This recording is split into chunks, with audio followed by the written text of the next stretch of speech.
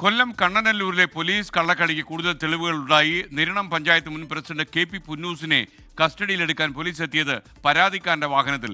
Check കേസിൽ ജാമ്യത്തിൽ വിടണമെങ്കിൽ പരാതിക്കാരന് പണം നൽകണമെന്ന് പോലീസ് ഉദ്യോഗസ്ഥൻ ആവശ്യപ്പെട്ടതിന്റെ രേഖകളും 24 ലഭിച്ചു.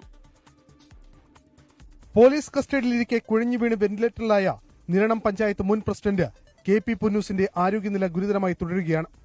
ശനിയാഴ്ച KP പുന്നൂസിനെ പോലീസ് കസ്റ്റഡിയിലെടുക്കാൻ കോട്ടയത്തെത്തിയത് പരാതിക്കാരന്റെ സഹോദരന്റെ കാറിലാണ്. പോലീസ് ഉദ്യോഗസ്ഥർക്കൊപ്പം പരാതിക്കാരന്റെ ബന്ധുവും ഇതേസമയം കാറിലുണ്ടായിരുന്നു.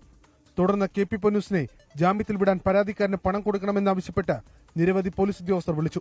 ഇതിന്റെ ഫോൺ രേഖകൾ 24 ലഭിച്ചു. അതേസമയം KP പുന്നൂസിനെ റിമാൻഡ് ചെയ്യുമെന്നും എന്തെങ്കിലും ചെയ്യണമെങ്കിൽ ചെയ്യാനും സഹോദരൻ ആവശ്യപ്പെടുന്ന വാട്സ്ആപ്പ് സന്ദേശവും 24 പുറത്തുവിട്ടു. പരാതിക്കാരന്റെ സഹോദരനാണ് KP പുന്നൂസ് ആശുപത്രിയിലാണെന്ന് ബന്ധുക്കളെ അറിയിക്കുന്നത്. സംഭവത്തിൽ KP പുന്നൂസിനെ അനധികൃതമായി കസ്റ്റഡിയിൽ വെച്ചിരിക്കുന്നുവെന്ന് കാട്ടി KP പുന്നൂസിന്റെ അഭിഭാഷകർ നൽകിയ ഹർജി കൊട്ടാരക്കര JFMC കോടതി ഇന്ന് വിശദമായി വാദം കേൾക്കും. കസ്റ്റഡിയിലെടുത്തത് സംബന്ധിച്ച് രേഖകൾ ഹാജരാക്കണമെന്ന് പോലീസിനോട് കോടതി നിർദ്ദേശം നൽകിയിട്ടുണ്ട്. 24 കൊല്ലം. ലോകത്തെവിടെയായാലും ഏത് സമയത്തും 24 വാർത്തകളും ഓഗ്മെന്റഡ് റിയാലിറ്റി പാക്കേജുകളും എക്സ്പ്ലെയിനറുകളും വിശദമായി കാണാൻ ഞങ്ങളുടെ യൂട്യൂബ് ചാനൽ നിങ്ങൾക്ക് സബ്സ്ക്രൈബ് ചെയ്യാം.